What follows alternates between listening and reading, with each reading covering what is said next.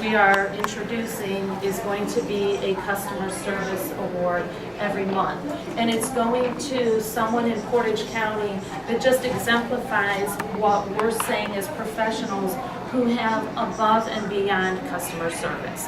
What separates us as business owners from the person next to us is top-notch customer service. We went over a paper several weeks ago, and I talked about the stepping stones to building your business. I'm going to constantly, I always say that repetition is the mother of skill, so I always utilize what I've taught to show it in action as well.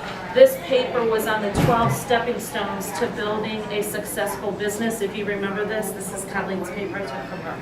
I'm just going to go over a few of these stepping stones so I can introduce the recipient of our award for this month.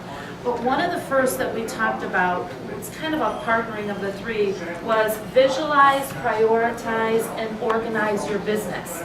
So to really define what you do and the purpose of what you're doing, you really have to prioritize what really matters. How far do you go above and beyond for your clients, for your guests, and what you want to do? The second stepping stone that we'll see when we're picking a recipient for this award is how they connect with people. Connecting is going, again, above and beyond. What was the one comment that I said? That it takes, I think, 7 to 17 seconds to make a first impression. Is that what we had said? First 7 to 17 seconds, you'll make a first impression. The second, or the third stepping stone we talked about is engaging. To be able to connect with the people, with your guests, to go above and beyond. So I am going to let the recipient of this award tell you a little bit about himself, but I'm going to share why I chose him for this award. In the hair business, I don't know absolutely everything about shampoos. I couldn't tell you the ingredients of everything. I just know it works. I know that when I recommend things to people, I can't tell you Dr. Barstokis' credentials and everything. All I know is he exemplifies above and beyond customer service. My children have been going to him for quite a while. I am one, because I teach customer service and all that I am extremely aware when I go in businesses of how I'm treated, how my family's treated, and the service that we get. One thing I noticed about him, and when I read in the papers and you see all these problem things, it's great to see people who are doing great things and to be able to recognize them. One thing I noticed about this gentleman is within the first 7 to 17 seconds of us walking in, of my children walking in, he acknowledges them by their name. How many of you remember the show Cheers, where everybody knows you by your name? That doesn't happen much, especially in a doctor's office. Especially if you go into a doctor's office, how many of you have been sitting there for quite a while waiting for them to call you back, and they call you back by either a patient number or whatever? How many of you go in and your doctor knows you by name and sits and talks with you for a few minutes? Anybody? So that's great if you do. But one thing is, I've watched Dr. Barstokis time and time again with my children. I hate to say that I'm building a little bit of a reputation with him, because my children are in sports and they tend to break their bones a lot. So not that I want to see him all the time, but when I do, he is amazing with my children. And the last time we were in there was when it made me realize that I really wanted to give him this award.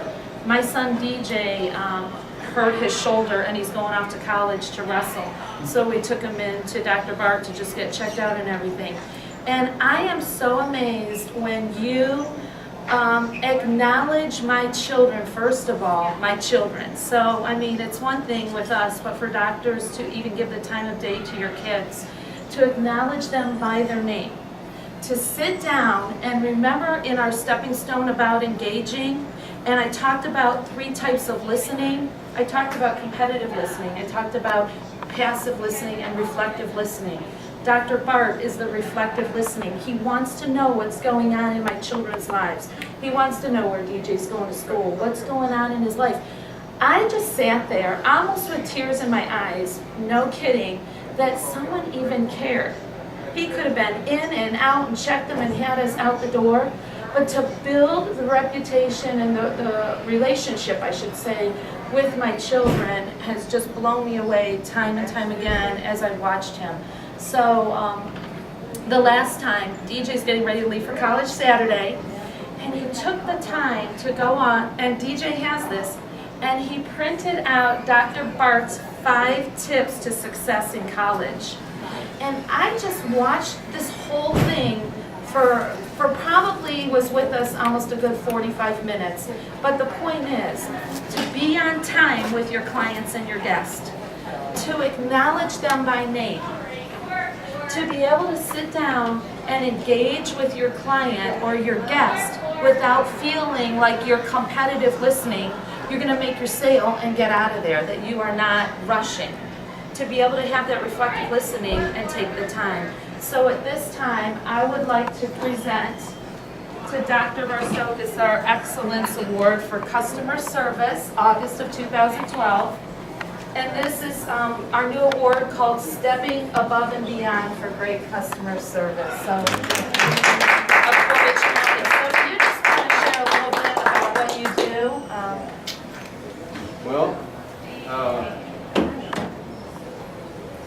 Thank you. I'm bowled over by that introduction. I'm old school. I was raised by Paul Bartsokis, who was a car dealer.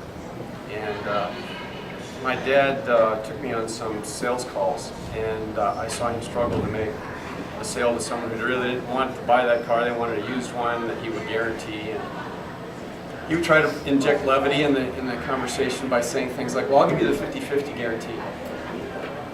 The customer would say, 50-50 guarantee for this used car, as opposed to the new car warranty. The customer would say, well, what does that mean? He says, well, if you drive this off my lot and it falls in half, you get both halves. So my dad would try to disarm people with humor, and I felt that was a very valuable communication skill. I remember going to the University of Illinois as an undergrad and not having a clue what I wanted to be, but my parents wanted me to be a doctor. I mean, that was very clear to me when I was this tall. And in the first chemistry exam I took in 1973, they forbade the use of calculators. That's how old I am. We had to use slide rules. Slide rules, when I say that to people your generation, you think abacus. So, so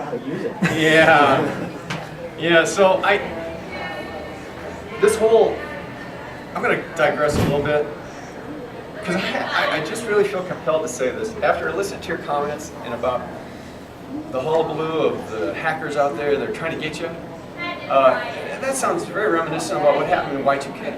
And people are building their cabins in the woods and their shelters in the backyard. And I had partners who were saying, Bart, you've never been on any hunts with us. Do you have any guns? Are you going to be able to protect your family when your neighbors come knocking on your door and want your food? And I said, what? When they come knocking on the door, we'll share our food, and when it's gone, we'll figure out what happens next. And what got me through that whole Y2K hullabaloo was thinking about people I met when I was in training at Akron Children's who came in from the Amish community. Y2K was just another day in the fields for them. It was not something that was going to upset their life. And if the hackers want us, I think the hackers need us. It's just going to be an extra day or two, whether or not we have all those security places. So the guy who said he lost his life because his baby pictures were gone, it's just stuff. You see what I'm saying? My philosophy of practice is establish relationships with people. You cannot computerize the development of a human-human contact. You cannot touch a person with a computer like I can. And there was a guy who went around the country. His name was Sir William Osler. He was a Canadian. He went to Europe. He was a professor at Johns Hopkins University, and he had two things that he said that I embrace. One is, it's more important to know the patient who has a disease than the disease the patient has. That's getting to know people. What's their currency? I'm in a practice. I'm a sports medicine doctor. My livelihood depends on my ability to connect with kids who who knows what the latest craze is. I have to keep up on it, kind of. But there are certain things that I gained from being